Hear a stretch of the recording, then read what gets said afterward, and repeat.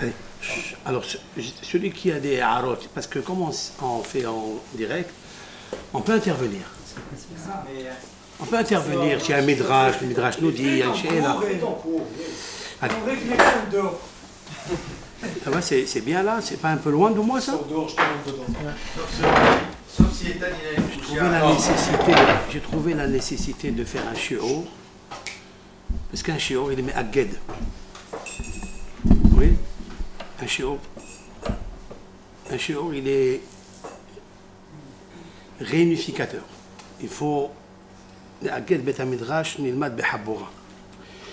Be'azat Hashem, ce shiur là, il est dédié pour la refoua de Denise Echet Michel de Vico.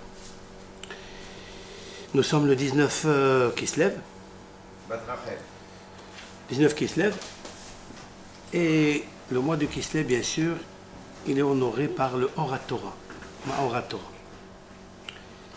Et surtout Aaron HaKohen. La menorah.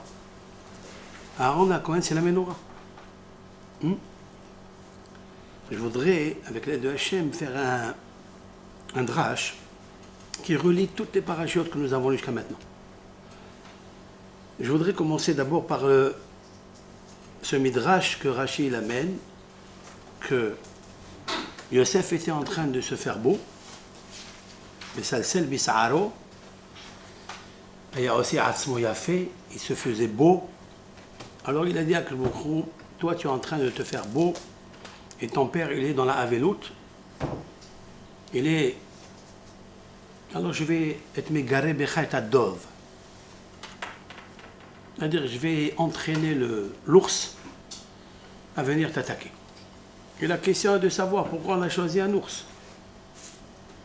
Pourquoi on n'a pas choisi un lion ou un tigre? Alors il y a deux réponses à ça.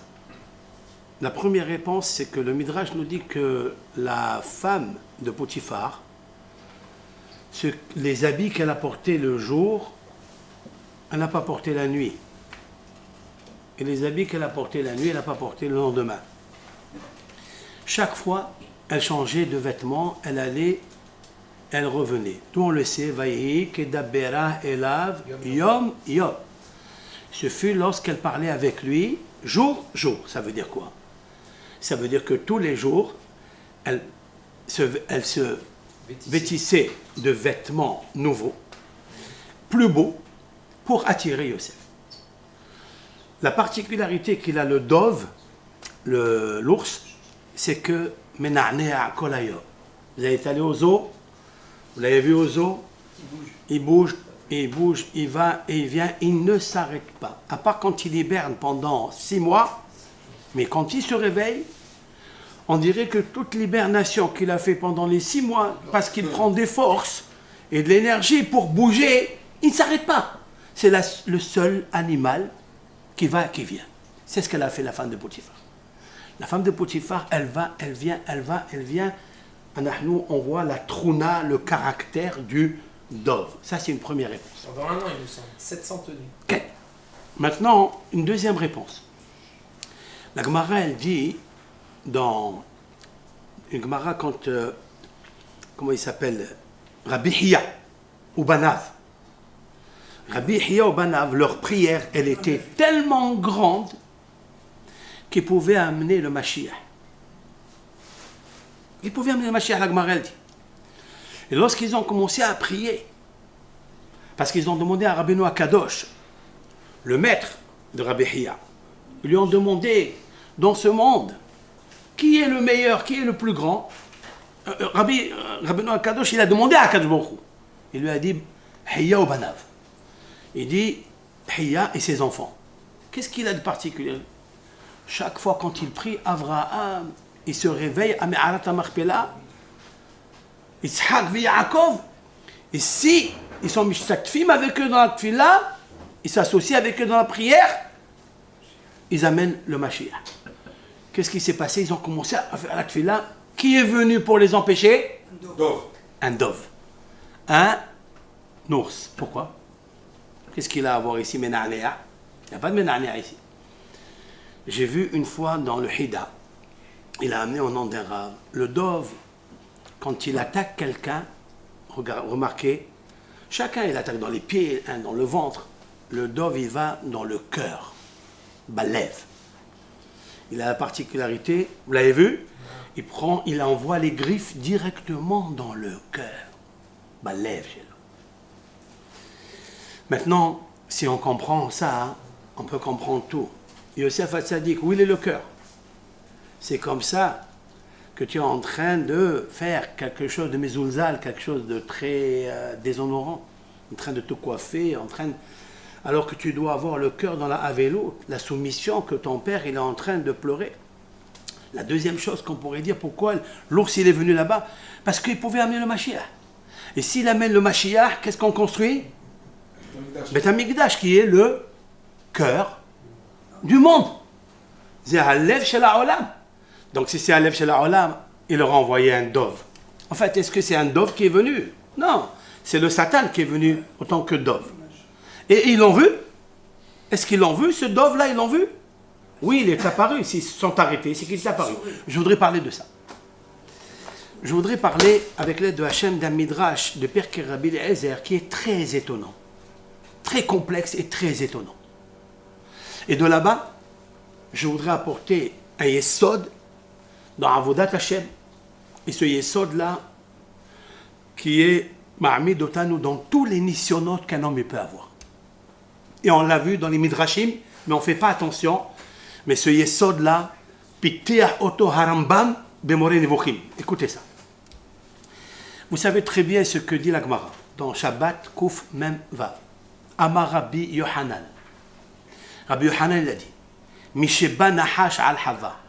Lorsque, on va traduire les mots, lorsque le serpent a eu des rapports, c'est marqué comme ça dans la Gemara, Misheba Nahash al Hava.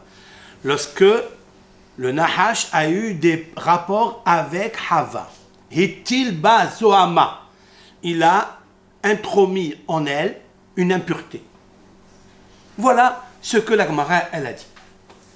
Israël, chez Amda Raglehem Behar Sinaï, Israël, qu'ils ont foulé les pieds au mont Sinaï, parce qu'à Zohamatan. La Zohama elle s'est arrêtée.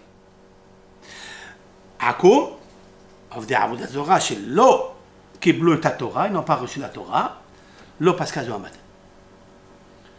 Comment on explique? Et d'ailleurs, tout le monde pense, et beaucoup, j'ai eu même une discussion avec Rabbi Shalom tout à l'heure, hier, il m'a dit, il y a un midrash qui dit, Rabbi Azem, Misheba, Mamash, le Nahash, il a fait la bi'a avec elle. Je lui ai dit, vous croyez que c'est la Torah, elle va nous parler des choses comme ça? Je prouvais que ce n'est pas un problème de bi'a, d'un rapport, vraiment un rapport intime qu'il a eu avec la. Et même, plus grand que ça, qu'est-ce que c'est, ça veut dire le Nahash? C'est quoi le Nahash? Le Nahash, c'est un serpent qui circule dans le Gan Eden. Pensez que la Torah n'a rien à faire que de nous parler d'un serpent, la Torah qui est éternelle. Maintenant, qu'est-ce que dit Rashi sur cette Gemara? Misheba Nahash al-Hava. Suivez le fil conducteur parce que grâce à ça, je vais expliquer beaucoup de inanim ici dans la paracha de Vayeshev, Vayishlah, etc. Qu'est-ce que c'est? Il dit comme ça, Rashi. Mishenatan la etza. Les echol minaetz, je traduis. Lorsqu'il lui a donné le conseil de manger minaetz, c'est-à-dire de l'arbre, ba'alea. Alors, ba'alea. Comment on va traduire ce Rashi très difficile?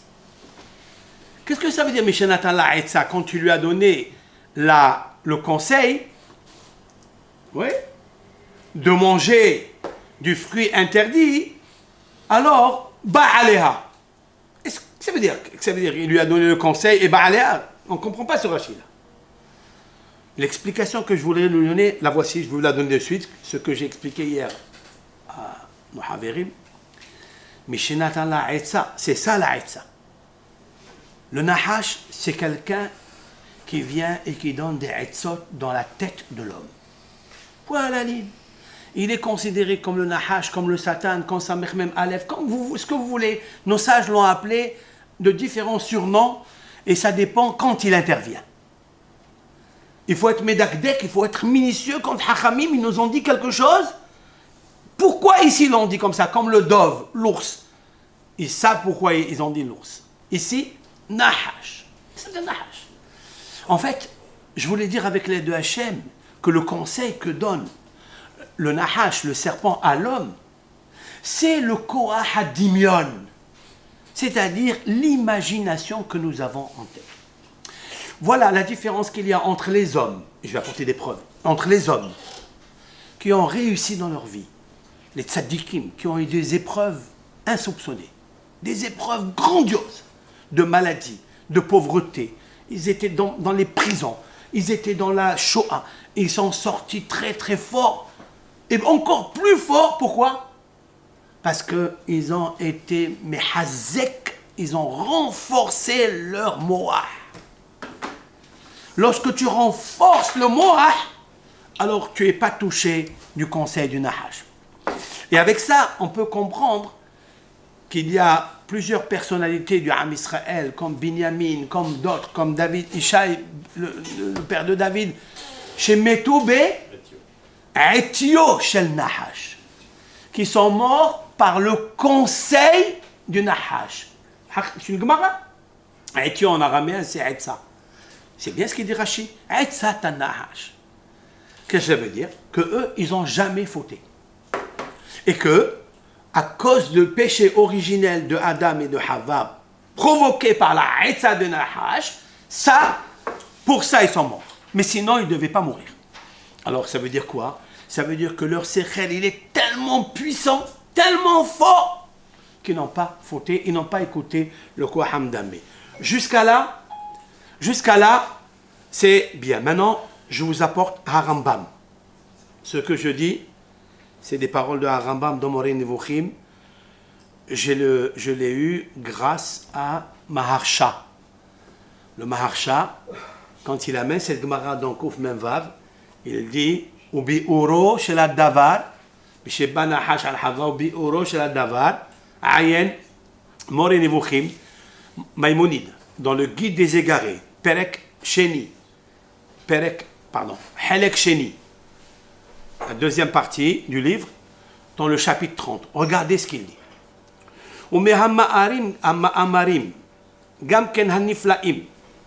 Et des textes merveilleux que nos sages ont dictés dans le Talmud et dans le Midrash. Que leur pshat, c'est-à-dire leur sens littéral, il est à éloigner, mais des kilomètres. C'est-à-dire ne comprend pas le texte comme il est superflu. Il y a à l'intérieur du flux super. Il dit comme ça. Mais une des hachamim, c'est lequel? Omram, c'est Perkei de Rabbi Eliezer. Misheba nahash al hava. Là, dans Shabbat Kouf Memvav. Hetilba zohama. Israël she'amdu al har Sinai paska zohamatam. Umima she'tzarich she'tedaehu. Il faut que tu comprennes, il dit, que le Etz HaHayim, Mahalach Hamesh Me'ot Shana, l'arbre de la vie, il a un espace de 500 années. Tu vois que les Hachamim, quand ils parlent, ils ne parlent pas de choses réelles, c'est-à-dire selon la géographie, selon la Metsiout qu'on connaît nous, la réalité que nous connaissons. Ils parlent de quelque chose de subtil, quelque chose de secret.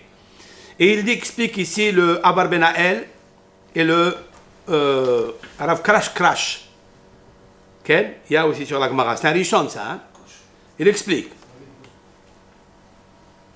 Au nom du Rambam, il dit comme ça. Haratson basé. Écoutez bien. Quelle est l'explication Pascal Zohamat, tout ça? Haratson basé. Mi sheshalat koacham dameh ala nefesh hamargeshet. Nous avons une âme sensible, sensuelle. Nous avons un sentiment. Oui? Chacun a des degrés de sensibilité très aigus. Et chacun sa différence. Il dit, on a le nefesh haregesh. Quand on voit quelque chose, on limite avec. Oui? On a des sentiments, on peut pleurer parce qu'on voit un bébé pleurer ou un pauvre dans la rue, etc. On peut pleurer. Ça s'appelle Nefesh HaMargeshet. Il dit comme ça, celui qui est cholette, celui qui arrive à maîtriser, à dompter, koah, la force, hamdamme, c'est-à-dire de l'imagination, al-nefesh ha-margeshet, sur l'âme qui est sensuelle, sensibilité. Hitil ba'zohama, les himmashek aharat ta'avot ha-gufaniyot. Voilà. Il dit voilà, le nahash, chez Baal Hava, maintenant regardez Rashi, comment il rentre, comme il faut, comment il est Medoukdak dans Rashi. Mishenatan la etza, quand il lui a donné le conseil, les écoles, min ha'etz, ba'alea, ça veut dire ba'alea, kavash ota. Quand elle a eu le regesh de manger ce fruit, c'est ça en fait le nahash pilou. Maintenant, en français, comment on dit quand le serrara il te fait miroiter. Bravo. D'où vient le mot miroiter? D'où? Du nahash. Parce que le nahash c'est nehoshet. Et nehoshet c'est un miroir. Pour la ligne. Mar'ot atzovot, c'est le miroir. Le nahash, mamash, il est tiré du mot nehoshet. Du mot qui est le cuivre. Point la ligne, c'est avec le cuivre qu'avant les femmes, elles pratiquaient la beauté. D'accord? Dites-moi Yosef, Hatzadik, quand il a pris et il se faisait beau, avec quoi? Et comment il voyait qu'il était beau, qu'il arrangeait bien ses cheveux? Bien sûr, avec un miroir. Et quoi? Avec un miroir. Et où il était ce miroir? Avec le nahash. Oh, ça veut dire que Yosef, en attendant, il a perdu un petit peu le koahad à Sechel. Yosef a perdu momentanément la force de l'esprit de tenir très fort contre les propositions que le nahash te fait miroiter. Bédiouk. D'ailleurs, le tikkun de tout ça, la réparation de tout ça, c'est quoi? C'est que les toladot, c'est-à-dire les petits-enfants qu'on a eu en Égypte grâce aux femmes satkaniyot, c'était grâce à des miroirs. Et pourquoi on les appelle mar'ot? Mar'ot, c'est quoi mar'ot? C'est-à-dire les visions. Hatzovot, c'est quoi hatzovot? Ça va. D'où vient le mot tzovot? Ça va, c'est les tsevaot, c'est-à-dire les descendances. Mais plus que ça. Le Zohar a dit tzovot, tzavot. Hot, c'est le hot brit kodesh. Toute la problématique de l'homme, c'est que par chez lo yaharher adam balayla bayom yavo l'idée keri balayla. Ça veut dire que le Yaharher, c'est le Satan. C'est lui le Nahash. C'est là la Etza. La Etza, le conseil, c'est ici. Donc, Rabotai, la différence qu'il y a entre les hommes, c'est quoi? Ceux qui se laissent aller, c'est ce que le Koah Hamdambe, la force du mental, qui est négative des fois, elle influe sur le Regesh. Sur le Regesh. Alors que le Tzaddik, il doit toujours être Migaresh, Regesh. Regesh, c'est l'anagramme du mot Garesh. Il faut toujours faire répudier les esprits que tu as. Maintenant, j'apporte encore une petite preuve. Abraham Avinu, Dieu lui dit, va, sacrifie ton fils. Oui. Abraham Avinu, il va. Banahar, pasaklo et daderer. Vient un fleuve et il lui a barré la route. Et Abraham de se battre avec ce fleuve. Rabotai, c'est un fleuve. C'est où il a vu ce fleuve-là? Le Nahash. C'est un fleuve de pensée. Il est venu le Koah Hamdameh, il lui a dit des choses, ça et ça. Rabotai, toute la force du Moussar, c'est Hazek ba Moussar Ateref, ça veut dire ne laisse pas la force du Midameh t'envahir. Et Hazak bedato. Et Hazak, il faut être fort bedato. Si vous prenez tous les sphères Moussar, et notamment le Rav Madregat Adam, Rabbi Yosef Yozel Horowitz, dans la Hilula était le Yud Zayin Bekislev. Un des grands maîtres du Moussar. De quoi il parle dans tous ses livres? Quel est le point qu'il parle? Les Hazek et à Sechel keneged adimion.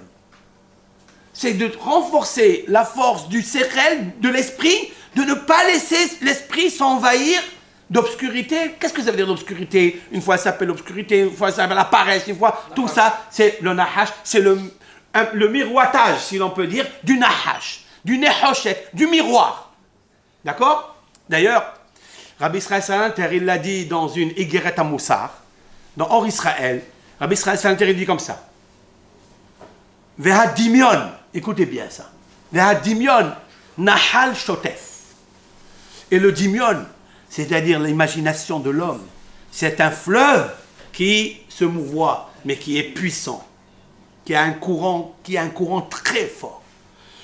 Vehasechel, il tabac. Et le sechel, l'esprit, il se noie dedans. Alors comment faire pour arriver à ne pas se noyer? Imlo, nolichehu, bis'arata musa, shi'a onia. Si on ne le conduit pas avec le bateau qui s'appelle le moussar, l'homme, il se noie complètement. Qu'est-ce qu'il a voulu dire? D'où il a tiré cette phrase, Rabbi Israël Salanter? C'est ça la conclusion de toute ton expérience de la vie? Mais c'est très simple. Il a compris qu'est-ce que Hachamim vient de dire. Ne pensons pas qu'il y a ici un nahash, un serpent. Oui, le nahash, il ne fait que bouger. Le nahash, c'est quelqu'un qui te fait miroiter, il faut se battre avec ça. Maintenant, pourquoi je parle de ça? Parce que toute l'histoire de Adam et Hava et de Caïn de Hevel s'est trouvée dans la paracha que nous avons fait. Et là, j'apporte le Rashi, le premier Rashi de la paracha. De quoi il parle? Il a dit Rashi, Vayesh Yaakov Be'eretz Megouré Aviv. C'est quoi Megouré? Là où il habitait son père, Yaakov, il s'est installé. Il y a qui disent Megouré, Milachon Gour. C'est quoi Gour? Peur. Il a eu peur, Yaakov Avinu. De quoi il a eu peur? Et c'est ça que Rashi vient nous dire. Rashi, il dit à quoi ça ressemble? La peur de Yaakov Avinu. Davar aher. Vayesh Yaakov. Ha-pishtani hazeh. C'est quoi le pishtani? C'est celui qui vend du lin. D'accord? Nichnesu gemalav ta'unim pishtan.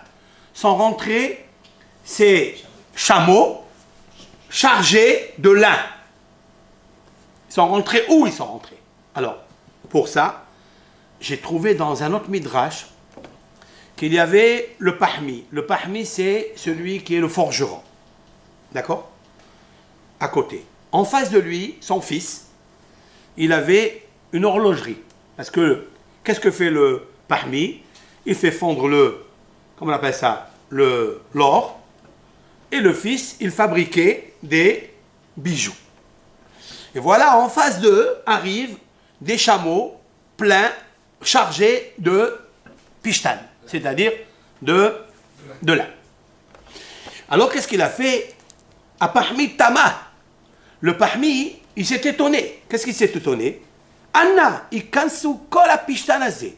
Où va rentrer tout ce lin? D'accord? Quelle est la question du pishtani, du Pahmi?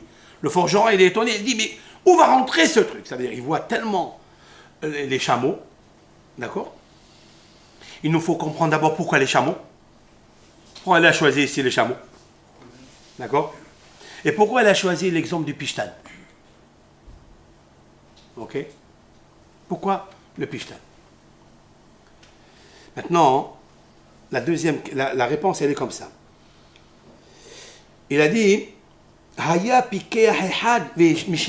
il y avait là-bas un homme intelligent et il lui a répondu à ce peureux-là de forgeron.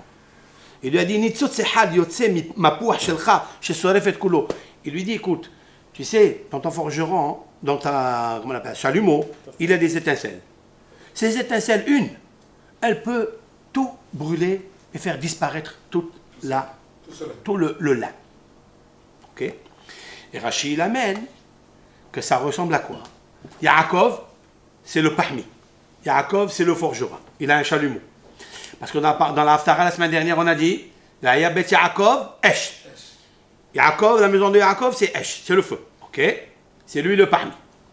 Mais Bet Yosef, et la maison de Yosef, c'est l'Ehava, c'est le Nitzutz, c'est-à-dire l'étincelle. Au Bet Esav, les caches. Et Bet Esav, les caches, c'est-à-dire la paille. Il dit, Yaakov, ne t'inquiète pas. On voit juste Yosef avec une petite étincelle. Tu envoies sur la paille et tout va brûler. Ok. Ça, c'est bien le machin. Maintenant, de quoi il avait peur en fait? Comment il a raisonné? La résonance, c'est la même chose. Hachamim disent que lorsque Yaakov, il a vu dans la paracha de la semaine dernière, on a cité les Aloufim, les généraux de Esav. D'accord? Les généraux de Esav. Puis, Yaakov, il s'est dit, mais comment ils vont rentrer tout cela en Eretz Israël? Ils vont inonder Eretz Israël. Qu'est-ce que je vais devenir, moi, là-bas? Il a dit, t'inquiète pas, ne t'étonne pas. N'aie pas peur, il lui a dit. Juste, tu l'as calmé, ne t'aie pas peur, n'aie pas peur. Tu sais qu'est-ce que c'est ça? Que c'est quoi? C'est du pishtan. Il dit, non, c'est pas du pishtan, c'est de la paille. C'est ce qu'il dit Rachi, oui? Ma question, elle est, c'est de la paille ou c'est du pishtan? Voilà ma question. Ma question, elle est, le Midrash, ils disent que les Aloufim de Esav, ils sont rentrés avec des Gemalim pleins de pishtan, de lin. Qu'est-ce qu'on répond? Non, c'est pas du lin, c'est de la paille. Parce que le lin, il est dur. Vous savez que le lin, il est rigide. Et la paille, elle est souple. Mais alors, le chalumeau, il peut brûler tout. Mais pourquoi une fois tu parles du pishtan, une fois tu parles du lin? Et la deuxième question est, pourquoi Gemalim? Rabotai. D'après le Yesod que je vous ai donné, tout est expliqué dans Rashi. Pourquoi? Yaakov, c'est le parmi, quand il voit tous ces Aloufim, il a peur. Pourquoi? Il dit, c'est le pishtan. Oui, mais c'est le pishtan, c'est que le samer même, ça. Le pishtan, c'est que le samer même, c'est que la force du mal. C'est un alouf qui est le dimion. Mais en vérité, ce alouf-là, c'est que de la paille. Ça veut dire que ton Satan, même si tu penses qu'il est rigide, il est fort comme le pishtan, eh bien, ne le laisse pas te dominer, te dompter tes régachim, et tu as peur de lui. Vous comprenez? Tout est un inyan de Torah. Si tu étudies la Torah, tu es mehazek le chalumeau. Le chalumeau, c'est le cerveau de l'homme. C'est ça le chalumeau. D'ailleurs, Moah, c'est ham. Moah, c'est chaud. Et chaud, c'est le chalumeau. Et le chalumeau, quand il y a une étincelle de lui qui sort, tu brûles. D'où on le voit ça, Yonatan ben Uziel. Yonatan ben Uziel, c'est l'élève le plus petit des 80 élèves de Hillel. Quand il étudiait, même quand il y avait un oiseau qui volait en l'air, grâce par l'étude de la Torah, la chaleur de la Torah, il brûlait. J'ai jamais compris ça. Vous comprenez, vous, que le Harizal n'a jamais tué une mouche? Et Yonatan ben Uziel, il tue un oiseau? Harambam a répondu. Harambam a dit que l'oiseau, c'est le Esserara. Moi, pour moi, l'oiseau, c'est le dimion. L'homme, le dimion. Et ce dimion, il veut rentrer dans Yonatan ben Uziel, il veut rentrer en lui. Mais avec le chalumeau de la Torah, il brûle tous les marchavot raot, toutes les mauvaises pensées qui viennent à l'homme comme des oiseaux, comme des abeilles, qui veulent rentrer en lui pendant l'étude, pendant la tfila. Combien nous recevons des marchavot raot qui veulent nous empêcher? C'est vrai? Maintenant, pourquoi les Gemalim? La réponse, elle est très claire. Je viens de vous citer un pirkei de Rabbi Eliezer. Pirkei de Rabbi Eliezer, il dit, comment ça s'est produit? Comment il ressemble le serpent quand il vient attaquer l'homme? Ba Samael, écoutez bien. Il est venu le Satan, Samer même. Pirkei de Rabbi Eliezer. Verachav al Gamal. Et il a chevauché le Gamal. Le chameau. Le Gamal, Hayalo. Regardez ce qu'il dit, le Rambam. Mais si je n'ai pas trouvé ce Rambam là, il est tellement puissant, il est tellement fort. Regardez ce qu'il dit à Rambam, à la Shalom.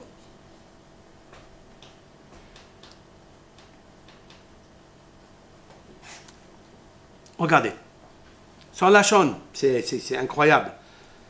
Visez chez Zachrou, et ce que nos Hachamim ont cité chez un Nahash Nirkav, le Nahash il a été chevauché. Veshihu Haya Keshiur Gamal. Rambam il a déjà traduit le Pirkei de Rabbi Eliezer. Si vous regardez le Pirkei de Rabbi Eliezer, il ne dit pas ça bichlal. Le Pirkei de Rabbi Eliezer il dit comme ça. Le Gamal, comment il s'appelle? Le Samer même, il a chevauché le Nahash il a chevauché le Gamal. C'est quoi ça? Regardez ce qu'il dit. Mais chez Hem Zachrou, dans Pirkei de Rabbi Eliezer, chez un Nahash Nirkav, le Nahash il a été chevauché. Chez Ouaya Keshiur Gamal. Qui est-ce qui a traduit comme ça? Personne. Dans tous les Mefarshim que j'ai vus, personne n'a traduit comme un Rambam. Celui qui me dit qu'un Rambam n'est pas Mekoubal, n'est pas kabbaliste, alors qu'il connaissait au bout des doigts le Pirkei de Rabbi Eliezer, qui est le summum de la Kabbalah. Le summum. Alors, il se trompe. Vraiment, il se trompe. Parce que Harambam, il est venu seulement nous expliquer qu'il ne faut pas s'envoler, dire la Kabbalah, c'est le sphère, c'est Anané Kavod. Non. La Kabbalah, c'est d'être terre à terre et cartésien. Et de prendre les choses, de les expliciter telles que nous sommes, nous. Nous sommes dans un monde d'action. Donc, on doit savoir quelle est la matérialité. Seulement, ne comprends pas qu'il était sur le gamal. Non. Sha'anahash veshuhaya shi'ur gamal. Rabotai. Si j'explique comme ça, regardez ce qu'il dit. Vesherochvo, écoutez ça. Vesherochvo ici et Hava. Rochvo c'est qui? C'est le Nahash. Ici, quoi ici? Il a incité, il a conseillé.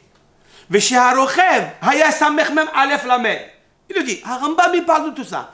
Chez Harochev, c'était le samech mem. Sarochel, le alouf pour moi. De Esav, le alouf de Esav. Vesheze Hashem, hem yomru stam ala Satan. Ce nom, quand Hachamim il l'emploie, c'est le Satan. Où est le Satan? C'est où? C'est une bête, un animal, une bête féroce, c'est un ours. C'est quoi? C'est là. Omram bimkomot rabim. Il dit qu'au moment où... C'est incroyable. Harambam il dit que la suite du texte, c'est que HaKadosh Baruch Hu haya mesahek ala gamal verochvo. Vous écoutez? HaKadosh Baruch Hu, Sohek, l'éternel, il rigolait, il riait sur le chameau. C'est-à-dire, il n'y a pas de chameau ici. C'est sur le serpent qui était grand. Ils ont choisi un gamal parce que le gamal, il est haut. Il est très haut. Il a de quoi tenir. Ils n'ont pas dit un petit âne ou un ânon. Parce que le gamal, il peut contenir beaucoup. Ah ouais, c'est vrai. Le gamal, il contient énormément. Mon explication, pourquoi Rachid il amène les gemalim, parce que le gamal, il n'y a pas un. C'est Aloufim, il y avait des généraux. Mais leur général de tous de Sarosh el Esav, c'est qui? C'est Samech Mem Alev, avec lequel Yaakov a combattu. Vous comprenez? Quand Yaakov a combattu avec Samech Mem, c'est quoi? Voilà, il va expliquer à Rambam. L'Éternel se moque du chameau et celui qui le chevauche. Qu'est-ce que ça veut dire? Pourquoi pour nous, c'est ça? Cartésien. C'est quoi cartésien? HaKadosh Baruch Hu, il explique. Harav Karashkas et le Avar Banael. Il amène Harambam ailleurs, il dit Koahaz Sechel. C'est HaKadosh Baruch Hu.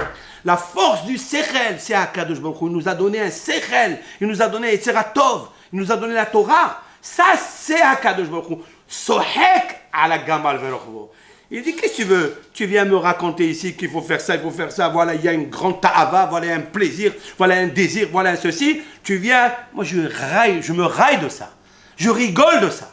Comment les sadikim sont arrivés à combattre ce dimion? Parce qu'ils ont dit, monsieur, ce que tu me proposes, il vaut rien. D'ailleurs, le Sava de Novardok, il travaillait. Il travaillait dans une boulangerie, après il travaillait dans un truc. Il a entendu 13 shiurim de Rabbi Israël Salanter. Que 13 sur le livre de Mesilat Yesharim. Sur le livre de Mesilat Yesharim, ils sont arrivés à Perek Yud Aleph, c'est le Perek de la Nikiyut. Le Savameur, donc il a dit à son Rav, ça y est, je ne veux plus venir au shiur. Il dit, qu'est-ce que ça y est, c'est fini, j'ai compris tout. Il a fait une TNA, il a pris ce doigt-là, nous on donne un bras, eux ils donnent une TNA, ils appellent ça en yiddish, une TNA. Il a dit ça, contre le Olam. Je veux plus de Olam. Ça, contre le Israël. Je veux plus d'Israël. Et ça, le plus grand, contre moi. Il a dit, ça c'est contre moi maintenant. Tout ce que le Israël, que ce que je vais proposer, tout ce que le Dimion, il va me proposer, je rigole de lui. C'est un Rambam Mefourash. Milano Novardok Kazé. Un Rambam de Moné Rimuchim. Quel Novardok? Comment il a pris les choses, comment il a pris Midrash, comment il les a détaillés. Rabotai, toute la mahloquette de Yaakov avec l'ange. Ne pensez pas qu'il y a un ange qui est venu. Ceci, c'est que Yaakov, il avait beaucoup de heshbonot dans la tête. Énormément de calculs. Comme tous. Mais tous ces calculs, des fois, on l'amène à être Mevatel Torah. Combien de nissionot ils viennent dans le monde? Je vais juste rappeler ce que dit le Rabbi Haim Briski. Il a dit, grâce à mon maître, Rav Haim Volojin, c'est grâce à lui que j'ai été sauvé et que je suis devenu ce que je suis devenu. Il est parti à la yeshiva jeune. Son père, il l'a appelé 2 ans après. Il lui a dit, mon fils Haïm, je suis très malade. Reviens de la yeshiva de Vologine pour me tenir le magasin. Tu ne vas pas laisser maman seule. Moi, je ne peux plus.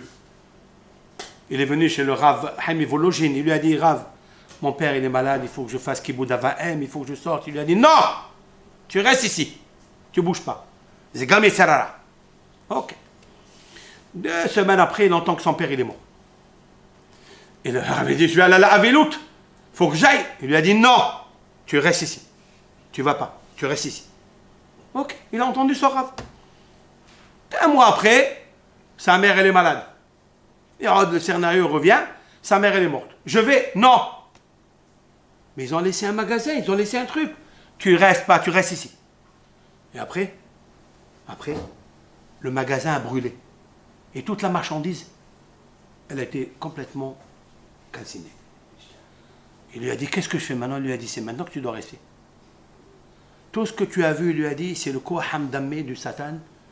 Il te fait maintenant, juste pour te déranger, pour ne pas que tu y à toi. C'est tout. Voilà.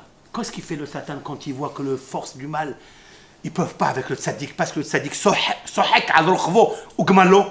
il rigole sur le chevaucheur et sur le chameau, même qu'il est grand. Qu'est-ce qu'il fait?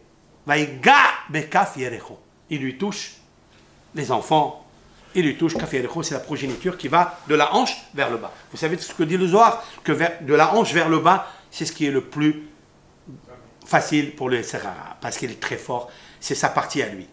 C'est la partie du Brit Kodesh, c'est la partie de comment on appelle ça? Bon. Hein? Ok, Pseder. Makoma Bochette, l'endroit de la honte, comme on dit. C'est sa partie. C'est de là-bas où il s'alimente. D'où il allait le Isra, le quoi de l'homme. De cette partie-là. De l'urine, des excréments, de la semence, etc., etc. C'est la partie la plus basse et c'est là-bas qu'il a luxé la hanche. Parce qu'il ne peut pas ici, avec le tzaddik. Il ne peut pas. D'accord? Maintenant, il me reste un quart d'heure pour vous dire quelque chose. Le pishtani, en fait, je n'ai pas répondu pour les pishtani, j'ai répondu pour le gamal. J'ai répondu que ce gamal-là, il semble pishtani, mais en fait, c'est que de la paille. Parce que toi, tu as le chalumeau. Tu n'as pas besoin, même du chalumeau, tu n'as pas besoin. Juste, si le chalumeau, il est chargé, c'est ton moah, il est chargé de Hizouk Torah, de Emunah Bitahon, tu n'as pas peur. Même un Nitsus Katan, il peut brûler cette paille. En fait, c'est de la paille. J'ai répondu sur ça. Que le chameau, en fait, c'est des gemalim qui sont le Koach Gamal, qui est le shi'ur du Nahash sur lequel il est monté, parce qu'il te présente des choses exceptionnelles. Maintenant, je voudrais parler du Pishtani. Pourquoi ils ont choisi le Pishtan? Vous savez que Caïn, il a offert un korban à Hachem. Qu'est-ce qu'il a offert? Rashi. Il a offert. Hein? Il a offert quoi? Helev. Quel Helev? Tu parles de Caïn ou tu parles de... Caïn. Caïn, c'est la Pishtani. Rachid dit, il a offert la graine de lin. Voilà le Pishtani d'où il va sortir à Bouteille, pour moi. Il faut revenir à l'histoire de la création. Le lin a une faculté énorme, mais il a aussi des inconvénients. C'est que le lin, si vous le plantez dans un champ de betterave ou un champ de récolte, de blé, vous abîmez tout le champ. Si quelqu'un, la Gemara dans le traité Baba Batra dit que si quelqu'un a loué un champ de blé et il a planté dedans du lin, il devra lui payer toute la terre entière, tout le terrain. Pourquoi? Parce que Pishtan Megareya. Le Pishtan, il est Megareya. Comme ça, donc il n'a pas offert à Kadosh Baruch Hu quelque chose qui est extraordinaire. En fait, qu'est-ce qu'il a voulu faire, Caïn? Du mal? Non. Comme la terre, elle était maudite à cause de son père et de sa mère, et à cause du Gamal, et à cause du Samer même, elle était maudite. Qu'est-ce qu'il a? À cause de Rochvo ou Gmalo, il a voulu arranger la terre. Il avait une force. Il dit Arura Adama, ben je vais l'arranger. Il a dit cette terre-là, elle a absorbé des choses qui ne sont pas bien. Qu'est-ce qu'elle a absorbé, cette terre-là? Elle a absorbé qu'elle n'a pas écouté Akadosh Baruch Hu. Hachem lui a dit, donne des arbres fruitiers. Des arbres fruitiers, pas des arbres qui ont des fruits. C'est-à-dire que même l'arbre est consommable. Qu'est-ce qu'elle a fait, elle? Elle ne l'a pas fait. Mais pourquoi elle ne l'a pas fait? Alors on dit que la terre, c'est pas elle. C'est pas avec une terre qu'on parle, avec le nominateur d'en haut. Parce que chaque élément dans ce monde, il a son mazal. Son mazal, il y a que Adam, il va voter. Et la preuve, quand est-ce qu'il a puni la terre? C'est quand l'homme, il a fauté. Il lui a dit à l'homme, elle va faire pousser pour toi, l'homme, elle va faire pousser des ronces et des cactus. Pourquoi il l'a dit maintenant? Parce qu'il a attendu que lui faute. Alors, en fait, c'est rétroactif. Pourquoi elle a refusé? Donc c'est en haut. Maintenant, c'est très bien tout ça. Mais Caïn, c'est un grand homme, c'est un grand hacham. Il est fait à l'image de Dieu, Caïn. Mais Caïn, il a une partie en lui qui est très mauvaise. C'est quoi? C'est qu'il a la partie de Etzatanahash. Que sa mère, quand elle a accouché de Caïn, elle a accouché avec les forces du mal. Puisqu'elle a consommé ce fruit. Du fait qu'elle a consommé ce fruit, c'est ça la relation intime. Rabotaï, quand on dit que le Nahash, il a eu une relation intime avec Havas, c'est pas ça. C'est qu'elle a mangé, c'est tout. Parce qu'elle a mangé. Et le fait d'avoir mangé, d'où on sait qu'un rapport intime s'appelle aussi Ochel. Parashat Shavua, dans Yosef, qui ima lehem asher hu ochel, le pain qu'il mange. Quand le pain, il mange, bien sûr qu'on le mange. Et quoi? Il parle de la femme de Potiphar. Il y a à la femme de Potiphar, je ne peux pas faire cette action-là, parce que ton patron, ton mari, il m'a laissé à charge toute l'économa de sa maison, excepté le pain qu'il mange. Le pain qu'il mange, Rachid explique, Yosef est très pudique dans ses paroles, et donc il dit, toi, qui m'a Isha, il ne peut pas lui dire à Isha, parce que s'il dit à Isha, il va réveiller le Esh en lui. Vous comprenez? Il n'a pas dit à Isha, parce qu'il dit Isha c'est Esh. Ouh, il va réveiller le Esh. Il a dit, qui m'a lehem asheru ochel. En même temps, il se rappelle du lehem de Akshmouchou. En même temps, lehem, c'est quoi? C'est la lehima, c'est le combat avec ça. Et lehem, c'est le halom. Le lehem, en fait, c'est le halom. Le halom, c'est ce que le dimion, la force du mal, va lui proposer pour faire la avera. Et pour faire la avera, il était obligé de dire lehem asheru ochel. Mais c'est la etza que le Nachash il donne à l'homme. Mange. Il dit mange. Il ne va rien avoir. T'inquiète pas, tu ne vas pas mourir. T'inquiète pas. Ce lehem-là, d'accord? Vous savez très bien que dans la paracha, il est marqué le mot lehem ou pas? Oui, mais à 2 fois, il est marqué. Ou, dans l'histoire de Yosef avec la femme de Potiphar, et aussi... Non, dans la paracha, je parle. Vaishvu lechol lahem. Ils sont assis pour manger du pain. Comment? Je ne sais pas, lehem. D'où va sortir un jour Bethléem? À qui appartient Bethléem? À qui appartient Bethléem de l'Eretz Israël? Bethléem, Yehuda. C'est Yehuda qui va sauver Yosef. Pourquoi? Parce que Yehuda, il va sentir le parfum. Ils sont en train de manger. Ils ont jeté Yosef dans le puits. Ils sont en train de manger. Ils ont levé les yeux. Voici une diligence de Ishmaélim qui arrive. Et il charge. Qu'est-ce qu'il charge? Du parfum. Et alors pourquoi il nous dit qu'il charge du parfum ou qu'il charge de... Le Talmud dit, Rashi rapporte, parce que cette diligence, elle va prendre Yosef. Habituellement, cette diligence, elle charge du pétrole, des odeurs infectes. Et comme ce tzaddik va être racheté et vendu en Égypte, il va monter dans ce carrosse, et ce carrosse sentira le parfum. Rabotaï, ils sont en train de manger, mais et voici, qu'est-ce que Vehine, c'est la prophétie.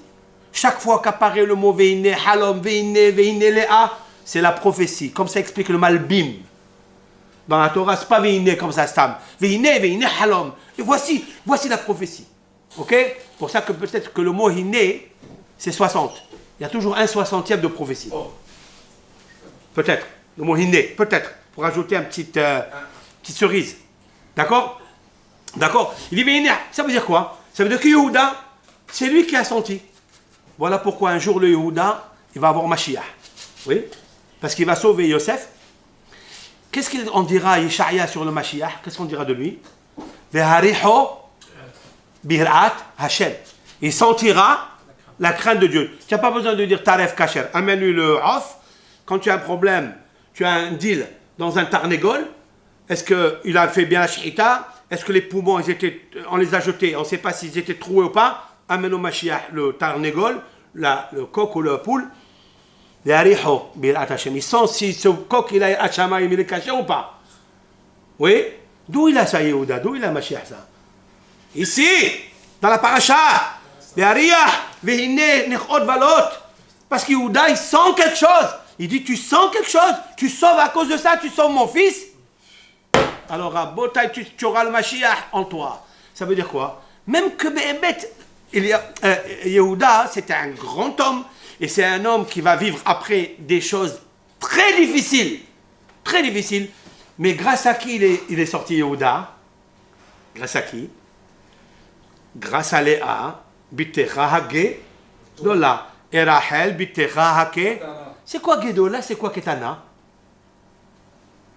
Midrash. Gedola bematanotea. Elle est grande dans les matanotes que Dieu lui a données. Léa, Rachel, Ketana. Pourquoi tu ne l'as pas appelé Léa Habechira, l'aîné, et Rachel, Hatseira, comme va dire Lavan après à Yaakov, Bimkobenu la tête est Hatseira, Bechira. Pourquoi il n'a pas dit Ketana, Gedola? Et ici il a dit Gedola, Ketana, le Midrash. Gedola, qu'est-ce pourquoi? Parce qu'elle a eu des matanotes, Aruchot, elle a eu des matanotes très très longues jusqu'à Mashiach. Yehuda, le roi. Moshe Rabbeinu, Melech aussi. Aharon, HaKohen. Lévi, Issachar, Limouda Torah. Les Gedola et ces matanot à elle sont Arukot. D'où on sait qu'ils sont Arukot jusqu'à peut-être qu'ils sont Gedolot seulement? Midrash. Amatif Siat Eshmaya. Ve'ene Léa. C'est quoi Rakot? Omer Midrash Aruchot. Long. Très long. Parce qu'elle est Aruchot, ça veut dire qu'elle a des matanotes que quand tu vas lui donner, tandis que mon cher Rabbeinu, Yosef, qu'est-ce qu'il a eu? Shiloh, détruit. Beth Amikdash de Binyamin, 2 fois détruit. Ils ne sont pas restés beaucoup. Tandis que ce Malchut Yehuda, Malchut Moshe, Malchut Aaron, Malchut Issachar, Torah, c'est uniquement les Olme'ad. Et pourquoi elle a reçu ça? Ah bon, pourquoi? Je voulais dire quelque chose. Que Léa, c'est la vraie femme de Yaakov. La vraie. Oui, la vraie. Je vais vous dire pourquoi. Parce que dans Pirkei de Rabbi Eliezer et dans, comment il s'appelle? Dans Yonatan ben Uzziel, à la Vachalom, le Talmud de Hillel, d'accord? Qui est avant? Yonatan ben Uzziel ou Rabbi Eliezer ben Okenos? Yonatan ben Uzziel, non? Talmud de Hillel, puisque Rabban Yohanan ben Zakkai, il a enseigné à Rabbi ben Okenos, etc. Tandis que Yonatan ben Uzziel, il était camarade de Rabban Yohanan ben Zakkai. Rabban Yohanan ben Zakkai, c'était le maître de Al-Azab ben Arach, de Azab ben Horkanos, etc. Oui? Pirkei de Rabbi Eliezer. Mais Yonatan ben Uzziel, il a dit. C'est marqué. Vayeda Adam et Hava Ishto. Et Adam, il a donné naissance, elle a donné naissance à 2 enfants. Le premier, Et Caïn. C'est quoi Et Caïn? Il explique le Yonatan ben Uzziel. Et, il y avait une fille qui est née avec Caïn. Donc Hava, la première naissance, elle a donné Caïn, le premier, Bechor, et avec lui une jumelle. Vatosef la ledet, elle a fait une deuxième grossesse. Vatosef la ledet, elle a ajouté et elle a donné naissance à qui? Et. Non. Et Ahiv. Parce qu'il a eu 2. Et Hevel. 2 femmes.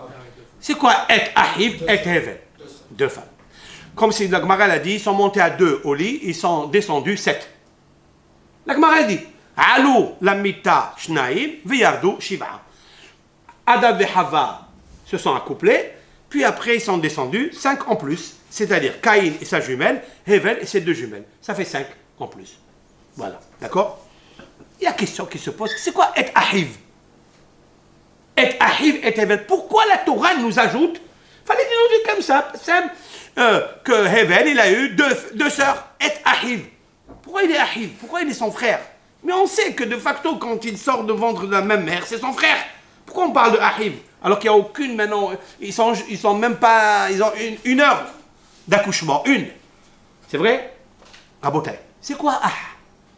C'est quoi quelqu'un qui fait Ahva? C'est quoi Ahva? C'est quoi la fraternité? De quel mot ça vient? La fraternité vient de quelque chose comme ça. On dit dans les lois de Avelout, lorsqu'on aimait Karrea, on déchire le Avelout. Après on aimait, mais Ahé est Akera. Mais Ahé, ça veut dire on coupe. Ça veut dire qu'on joint les 2 morceaux. Voilà pourquoi ils s'appellent 2 frères. Parce qu'en fait, ils sont séparés, mais ils sont joints, parce que c'est le même ventre qui les a accouchés. C'est ça un Ah. Vous comprenez?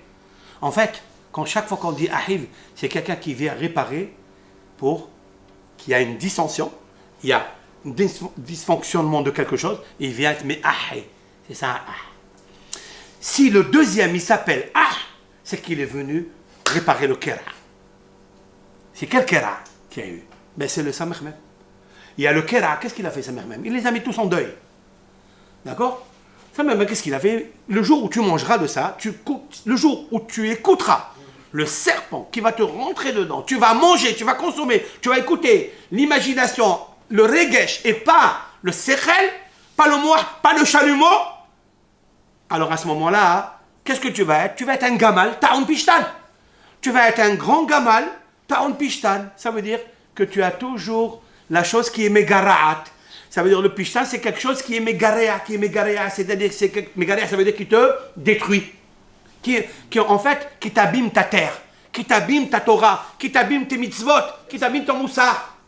C'est pour ça qu'on cherche le pishtan. Le pishtan a pishtani. Et le napah, lui, c'est le chalumeau, c'est le moah. Et ce moah-là, il faut faire très attention. Léa, c'est la première jumelle de Abel. La première jumelle, c'est elle. Et Rachel, c'est la deuxième jumelle de Abel. Voilà pourquoi Yaakov, il voudra Rachel, parce que c'est celle qui est restée avec lui. Parce que, en fait, Abel, c'est Yaakov. Et ça, je l'ai trouvé dans Asara Ma'amarot, de qui est Rabbi Menachem Azar de Fano. Ça, je l'ai dit, je ne l'ai pas vu ça, hein, mais je l'ai vu après, dans Yalkut Reuveni l'a amené, je l'ai montré à Shlomo. Et c'était sa mère de trouver une chose pareille. Et en fait, vous trouverez dans la paracha quelque chose de magnifique, parce que Yaakov, il vient chez Rachel, il lui dit, écoute, je suis le frère de ton père. Le frère de ton père? Rachel dit, et ils sont de famille. Mais pour moi, je suis le vrai frère de ton père. C'est vrai, je suis le vrai frère de ton père. Parce que je vais prendre les 2 sœurs que j'avais. J'ai 2 sœurs, c'est à moi. Ils sont nés avec moi. Avec ça, je réponds quelque chose d'extraordinaire. La Gemara, elle dit que les Hatid Lavo, Yaakov Avinu va refuser de prendre le verre de Kiddush lorsque Dieu va amener Mashiach. Il va donner à Abraham, il dit Abraham, fais le verre de Kiddush. Il dit non, je ne fais pas le verre de Kiddush. Pourquoi? Il est sorti de moi, tel. Yitzhak, il est sorti de moi, Esav. Yaakov, tu as 12 Shevatim. Il a dit je me suis marié à. J'ai une kouchia énorme. Je me suis marié à 2 sœurs. D'abord, elles sont converties. C'est 2 sœurs qui sont converties. Ou non? Donc elles sont séparées. Il n'y a pas d'affiliation entre elles. Il n'y a pas de courva entre elles. Comment il peut encore dire j'ai marié 2 sœurs? Mais la kavana, c'est Atad Ishmaïa, les 2 sœurs qui sont venues ici. J'ai marié les 2 sœurs qui sont nées avec moi. Et ça, même que tu le veux, mais c'est Bibhinat Yaakov qui est maintenant dans la Torah, maintenant Eretz Israël, parce qu'il est en Eretz Israël. Même qu'en dehors d'Eretz Israël, il n'y a pas ces lois. Ok, mais il est maintenant dans la Madriga. Yaakov, Ish Emet. Il dit dans une vie que j'ai vécue avec les Rachel, en fait, c'est mes sœurs. C'est vraiment mes sœurs. Donc je ne veux pas toucher à cela. Comme ça, je voulais répondre ce midrash qui est très étonnant d'ailleurs. Qui est très étonnant. C'est mes vraies sœurs. Avec ça, je coupe la question qui est posée, mais qui se sont convertis. C'est cette Gemara-là. Si vraiment Yaakov était avec les 2 Oui. sœurs d'avant, la Gemara n'aurait pas dit j'ai posé 2 sœurs. Donc, moi, je m'assure. Non, j'ai... Alors, pourquoi la Gemara dit? Non, mais justement, je suis en train de répondre avec moi. Il n'a pas Beheter. Ça, c'est Beheter. Mais Yaakov Avinu qui aime la Torah Kulla. Attention. Ah non, non, non. Avant, Evel, il pouvait se marier comme Caïn, il pouvait se marier avec sa sœur. Il n'y a pas de problème. Ça, c'est bien pour le début de la création. Mais Yaakov Avinu, il a changé. Yaakov Avinu a reçu la Torah d'Abraham. Il a étudié Hachem Va'ever, ce que Avel n'a pas eu. Evel et Caïn n'ont pas étudié la Torah Hachem Va'ever. Tandis que Yaakov, il a étudié la Torah Hachem Va'ever. Donc il connaissait parfaitement la Torah, écrite et orale. Donc pour lui, qu'il les a pris. Alors pourquoi tu les as pris alors? Puisque tu savais ça. La réponse, elle est magnifique. Il a dit le Nefesh HaHaim. J'ai trouvé un Nefesh HaHaim extraordinaire. Il a dit c'est un roi à qui a Kadosh Baruch Hu, le seul roi qui a Kadosh Baruch Hu, il a permis de les prendre à ces deux femmes pour donner naissance à Douchevatim et les arracher de Lavan qui n'avait de blanc que son nom. C'est-à-dire que Lavan, il avait ses deux perles et que Yaakov Avinu était obligé, pour, même que c'était permis, mais, et c'est interdit pour lui dans sa madriga, mais quand même, il a fait pour sortir les deux Shvatim. Mais quand il est arrivé en Eretz Israël, là, il a dit, moi, le Kiddush, je ne peux pas le faire, parce que moi, je suis Emet, et c'est par une réincarnation, c'est mes sœurs. C'est mes sœurs. Il a dit, je ne toucherai pas, je laisserai David. Mais en fait, David Ameler, il va faire le Kiddush. Parce que David Ameler, c'est le vrai tikkun de Adam Arishon. Et ce qu'on a vu on a vu que, comment on appelle ça, que Adam Arishon, il est enterré à Me'arat HaMarpela. Il n'aurait pas dû demander Midrash. Qu'est-ce qu'il fait là-bas?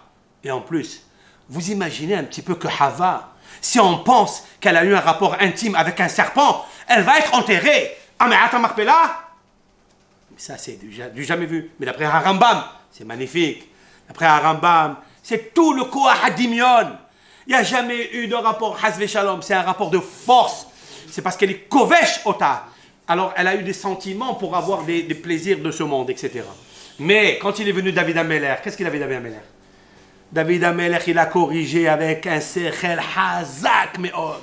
David Ameler, il est celui qui a pleuré les 4 générations dans son lit. Vous le savez ça? Que David Ameler, Bedimati Arsi Amse, une minute encore. Bedimati, c'est quoi Bedimati? Tu le lis toujours dans le Teilim. Bedimati avec mes larmes. Arsi, ma couche. Amse, je remplis. Il remplissait de larmes sa couche. Pourquoi il pleurait tant? Il vient Rabbi Avraham Azoulay au nom du Harizal. Amse, Aleph Mem Samerhe, Aleph Enosh, la génération de la Avodazara. Même Maboul, la génération du déluge, c'est-à-dire l'idolâtrie avec la sexualité, avec la débauche. Sa mère, Sedom, c'est le pas de Hesed, Hapalaga. Il a pleuré les 4 générations qui étaient derrière lui. Et le Harizal a dit, son corps, il est grand, qu'il a été métaken toute la mer Kava en haut et en bas, Bisrout à Torah vers Moussa, Shayalo. C'est David Amelech Alav Shalom. Il rassole que Akshmoukou fasse comme on termine de David, que le Dalet, grâce au Vav, il est Mehaber Otam. Qu'est-ce qu'on fait de 2 Dalet quand on les réunit?